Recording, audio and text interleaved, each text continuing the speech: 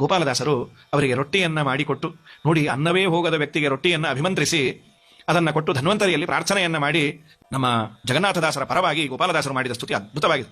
ಎನ್ನ ಭಿನ್ನಪ ಕೇಳೋ, ಎನ್ನ ಭಿನ್ನಪ ಕೇಳು ಧನ್ವಂತ್ರಿ ದಯ ಮಾಡು, ಸಣ್ಣವನು ಇವ ಕೇವಲ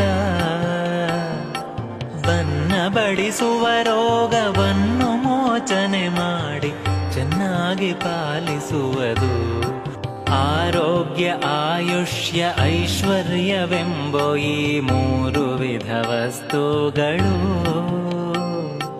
ನಾರಾಯಣನ ಭಜಕರಾದವರ ಸಾಧನಕ್ಕೆ ಪೂರ್ಣವಾಗಿಪ್ಪವು.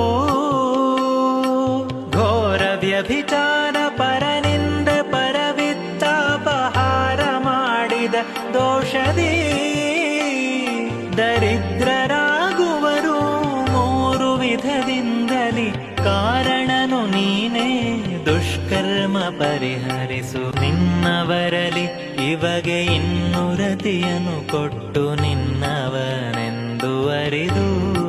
ಅನಂತ ಗುಣಪೂರ್ಣ ಗೋಪಾಲ ವಿಠಲ ಇನ್ನಿದನೆ ಪಾಲಿಸಯ್ಯ ಜೀವ